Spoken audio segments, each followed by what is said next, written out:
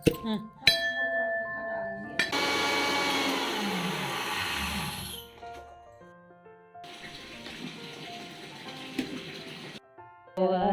सुता दे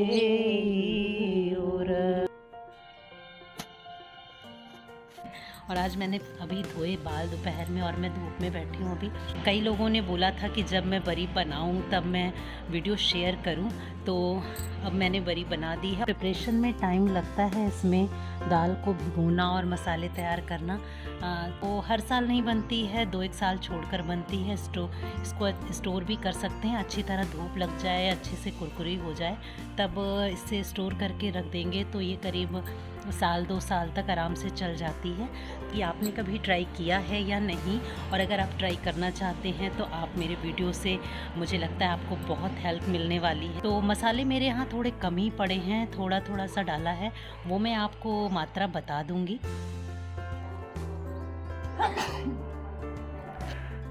तो एक रात पहले ही मैंने भिगो दी थी। 1 किलो उड़द की दाल है और अच्छी तरह से सुबह इसे धुलकर पानी से अलग कर लिया है। इसे पीसना है अभी, तो इसे अभी ढककर रख देते हैं और बाकी मसाले भी तैयार करने हैं। तो सारे मसालों को धूप में रखा है।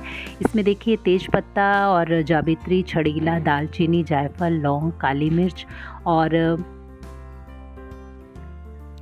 धनिया, लाल मिर्च, जीरा, छोटी इलायची, बड़ी इलायची और उसके साथ ही सौंफ, मेथी और मंगरेल है। तो ये सारी मात्रा यहाँ पर लिखी हुई है, आप देख सकते हैं। हमारे यहाँ थोड़ा कम मसाले पड़ते हैं, इस वजह से जितनी मात्रा लिखी हुई है उतना ये मसाले हैं नहीं, ये थोड़े कम कम ही हैं। लेकिन मैंने जो मात्रा यहाँ पर लिखी है आप उसे ही देखकर अगर बनाना चाहें तो उसी हिसाब से बनाइएगा। तीखापन कुंडौरी में आता है काली मिर्च, लाल मिर्च और हरी मिर्च से, तो अगर आप तीखा कम करना चाहें तो ये चीज़ें कम कर सकते हैं, बाकी चीज़ें इतनी ही ठीक रहेंगी। और दोपहर में मैंने पीस ली है दाल, करीब 12 बजे के करीब पीसकर, और बाकी मसालों की तैयारी में मैं जुट गई हूँ। तो ये इसमें सौंफ, मेथी और मंगरेल को थोड़ा सा भूनना है, बस इसका कच्चापन निकल जाए, इतना ही भूनना है। बहुत ज़्यादा जैसे अचार के मसाले में हम अच्छा सा भूनते हैं वैसा नहीं भूनना है, बस केवल हल्का सा कलर चेंज हुआ है इसका, इतना ही भूनना है। और कुछ चीज़ें जैसे जायफल, दालचीनी, तेज़पत्ता, जावित्री, छड़ीला, लौंग और काली मिर्च, ये एक बार खलबट्टे में मैं थोड़ा सा कूट दे रही हूँ जिससे थोड़े टूट जाएं। इसके बाद इसे मिक्सर में चलाना है। तो इसे बहुत ज़्यादा बारीक नहीं करना है, थोड़ा बारीक से थोड़ा सा मोटा रहना चाहिए, बहुत बारीक पाउडर जैसा नहीं बनाना है। तो एक बार इसे हल्का सा कूट लिया और फिर रख लेंगे सारी चीज़ें पीसने के लिए। और ये है मेन, इसमें आप छोटी इलायची और बड़ी इलायची की मात्रा थोड़ी ज़्यादा रहती है और उसके साथ ही जीरा अच्छी मात्रा में रहता है। इन चीज़ों को हमें केवल तोड़ना है, पाउडर नहीं बनाना है, ना ही दरबरा, यानी दरबरा से भी थोड़ा और मोटा, यानी कि इसमें जो हमने कूटा है इसमें से दाने अलग कर लेंगे और इसके छिलके को निकाल देंगे। ये बाकी मसालों के साथ पीस लिए जाएंगे। और इसके बाद ये धनिया और मिर्च और बाकी मसाले ऐसे ही कच्चे ही रहेंगे, इन्हें भूनना बिल्कुल भी नहीं है, केवल सौंफ, मेथी, मंगरेल को हल्का सा भूनना है। और धनिया है और लाल मिर्च है, ये सब बारीक से थोड़ा सा मोटा पीसना है। और सौंफ, मेथी, मंगरेल सारी चीज़ें एक जैसी ही पिसेंगी इनके साथ ही। बस आपको इलायची, छोटी इलायची, बड़ी इलायची और जीरा दरदरा सा पीसना है। दरदरा मीन्स कि अच्छा मोटा रहना चाहिए। जब आप उंगली और अंगूठे के बीच में उसे रगड़ें तो आपको ये महसूस होना चाहिए कि ये आधे आधे टुकड़े हुए हैं खाली। तो बस इन 2 चीज़ों का ख्याल रखना है, बाकी के मसाले बारीक से थोड़ा सा मोटे रहेंगे। और बस सारे मसालों को एक साथ मिला लिया है। और अब बारी है हरी मिर्च और अदरक की। तो अदरक को बारीक वाले कद्दूकस से मैंने कद्दूकस कर लिया है, आप चाहें तो इसे मिक्सर में भी चला सकते हैं। दरदरा ही रहना चाहिए, बारीक बिल्कुल नहीं करना है। और मिर्च को भी इसी तरह से थोड़ा सा दरदरा ही रखना है जिससे थोड़े छोटे से टुकड़े जैसे बने रहें इसमें। तो जैसा कि आप देख रहे हैं मैंने काट कर चलाया है मिक्सर में, 2-1 बार पल्स मोड पर चलाया है और बस इस तरह से टूट जाते हैं मिर्चें। बस सारे मसालों और अदरक और मिर्च को भी एक साथ एक डिब्बे में रख दिया है। और शाम के समय मैं इस उड़द की दाल में अम्मा डाल रही हैं हींग। तो ये हींग को दाल के बीच में एक गड्ढा सा कर दिया और उसमें हींग डाल दिया, और उसके साथ ही हींग डूब जाए इतना पानी इसमें डालना है, और ऊपर से दाल से ही इसे कवर कर देना है, और ये रात भर के लिए इसी तरह से रखा रहेगा। और बस अगली सुबह जिस दिन हमें बड़ियाँ डालनी है उस दिन हमने तैयार किया ये कद्दू। तो 1 किलो दाल में करीब आपको आधा किलो कद्दू की ज़रूरत पड़ेगी। आधा किलो कद्दू का लच्छा होना चाहिए। जैसे कि आप थोड़ा सा ज़्यादा कद्दू लेंगे तो उसमें से बीज और छिलका निकल जाएगा, तो आप जो कद्दूकस करेंगे वो करीब आधा किलो के करीब कद्दू का लच्छा निकलेगा। तो इस तरह से मैंने तैयार कर लिया है कद्दू भी बड़ी में डालने के लिए। और कद्दू को जब कद्दूकस करते हैं तो कुछ पानी भी उसमें से निकलता है, इसका भी थोड़ा सा यूज़ हो जाता है दाल को फेंटने में। तो देखिए जब तक मैं ये कर रही थी तब तक अम्मा ने दाल में मसाले डाले जो मैंने डिब्बे में बंद करके रखे थे, और उन्हें फेंटना शुरू कर दिया। तो कुछ देर तो सिंपल दाल, प्लेन दाल उन्होंने फेंटी, और उसके बाद उसमें डाला मसाला, और फिर उसके बाद उसे फेंटना शुरू किया। करीब आधे पौन घंटे तक ये काम करना पड़ता है, थोड़ी मेहनत लगती है इसको फेंटने में। तो ये काम अम्मा बहुत अच्छे से कर लेती हैं, और इन सब चीज़ों के लिए एक पारखी इंसान की ज़रूरत होती है। बड़े बुज़ुर्ग घर में जो हों उनसे काफ़ी मदद मिलती है ये सब चीज़ों को बनाने के लिए। तो बस ये पानी में बीच बीच में डालकर टेस्ट करना है कि दाल अच्छी तरह से फिट गई है या नहीं। तो जब पानी में गोली डालते हैं इस दाल की तब वो ऊपर तैरने लग जाए, इतना तक फेंटना है।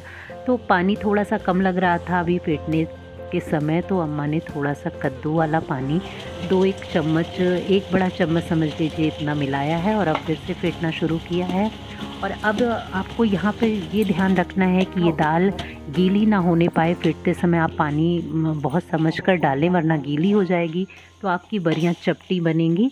और थोड़ी सी ऐसा रहना चाहिए इसका थिकनेस कि आप जब इसे डालें बरी को तो गोली गोली कर कर बने, और सूखने के बाद, सूखने तक भी वो गोल ही रहें। तो थोड़ा अच्छा सा गाढ़ा होना चाहिए। और बस इसमें फिर थोड़ा सा डाल दिया कद्दू का लच्छा जो हमने कद्दूकस किया है, और उसके साथ ही थोड़ी सी हरी धनिया। हरी धनिया आपकी इच्छा पर है, आप डालें या ना डालें। तो मैंने बहुत थोड़ी सी डाली है। और हींग डालने में इसमें बिल्कुल भी कंजूसी ना करें। हींग का फ्लेवर और हींग का टेस्ट इसमें बहुत ही अच्छा लगता है उड़द के साथ। तो मेरे यहाँ जो हींग आई थी वो काफ़ी अच्छी और अच्छी खुशबू वाली, तीखी खुशबू वाली थी। तो आधे तोले में ही अच्छी महक आ गई है। अगर आपकी हींग में थोड़ा कम अच्छा खुशबू आ रही है तो आप मात्रा बढ़ा सकते हैं। तो इतना डालें कि अच्छी खुशबू उसमें आए। तो अब लास्ट टेस्टिंग है ये। पानी देखिए साफ़ दिया है मैंने, और उसमें डालकर अम्मा ने गोली देखी है। तैर के ऊपर तो नहीं आई है लेकिन घुल भी नहीं रही है। तो अब अम्मा ने बोला कि अब ये ठीक है, इतना ही रहना चाहिए। तो बस अब हम आ गए हैं छत पर, क्योंकि छत पर ही डाली जाएगी बरियाँ। तो खटिया पर बिछाई है साफ़ सूखी धोती एक, और उस पर ही डालना शुरू किया है। तो पहले 5 इस तरह की लंबी बरियाँ बनती हैं, और उस पर सिंदूर का टीका लगता है, 3-3 टीका एक बरियों पर। और उसके साथ ही सिंदूर हम लोगों को भी लगेगा। 5 सुहागिनों को सिंदूर का टीका लगाया जाता है। तो मैं हूँ, अम्मा हैं, और हमारे यहाँ काम जो करती हैं वो हैं। और अगर आपको ऐसा करना है तो 5 सुहागिनें अगर नहीं हैं तो आंचल पर भी टीका लगाकर वो गिनती पूरी कर ली जाती है। तो हमारे यहाँ इस तरह से पूजा करके ही कोहड़ौरी बनाई जाती है।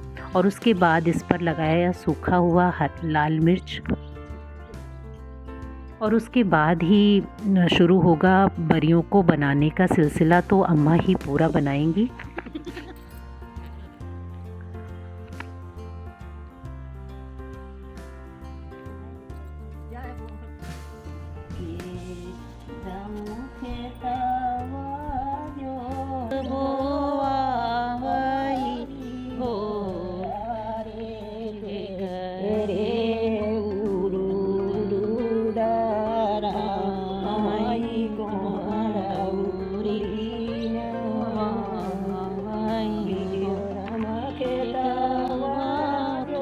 कि इस तरह से गोलियां बनाकर डालना है। और ये अम्मा गा रही हैं, ये गीत है जो कि बरी डालते समय गाया जाता है।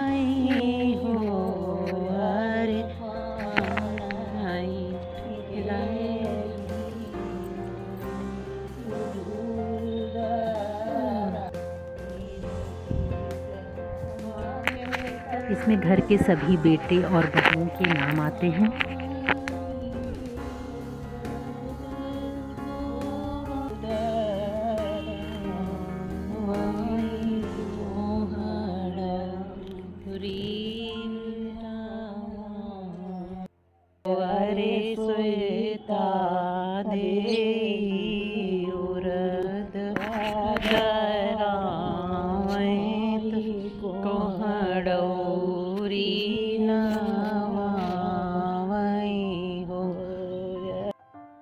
तो इस तरह से मैंने शेयर किया आपके साथ ये बरी की मेकिंग का वीडियो। आपका अगर कोई सुझाव है या कुछ आप पूछना चाहते हैं तो कमेंट बॉक्स में ज़रूर लिखकर पूछें, मैं उसका जवाब दूंगी।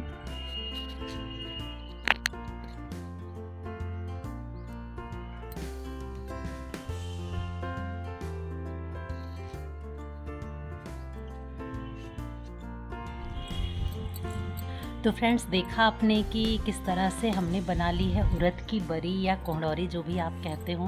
तो अम्मा की मदद से मैंने ये बनाई है और आपको दिखा दिया है। जिस तरह से उन्होंने इंस्ट्रक्शंस दिए वैसे वैसे मैंने मसाले वगैरह सब तैयार किए हैं।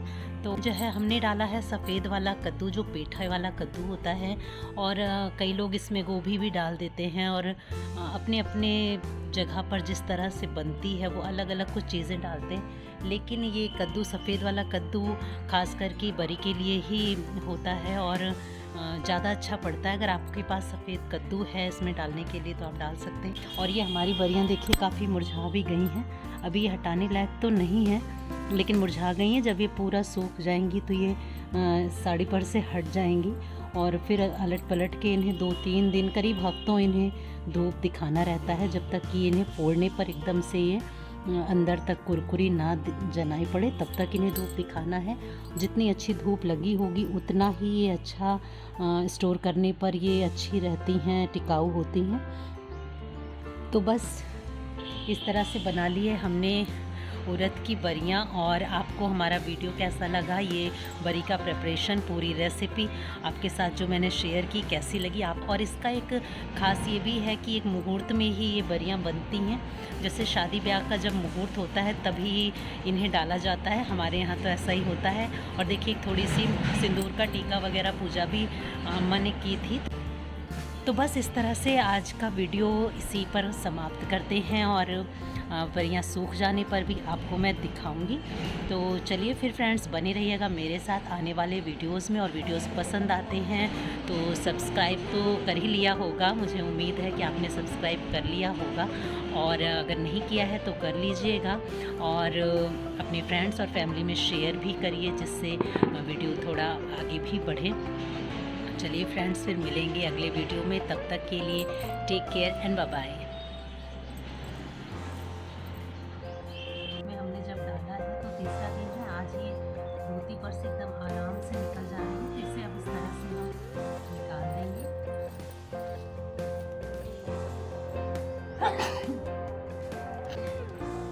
तो देखिए अभी थोड़ा सा अंदर गीली है यहाँ से, जब बिल्कुल सूख जाएगी तो एकदम ही ये कुरकुरी सी हो जाएगी, तब इसे रखेंगे डिब्बे में।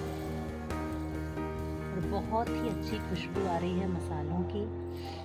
तो चलिए फ्रेंड्स, फिर मिलेंगे एक नए और इंटरेस्टिंग वीडियो में फिर से। तब तक के लिए take care and bye bye.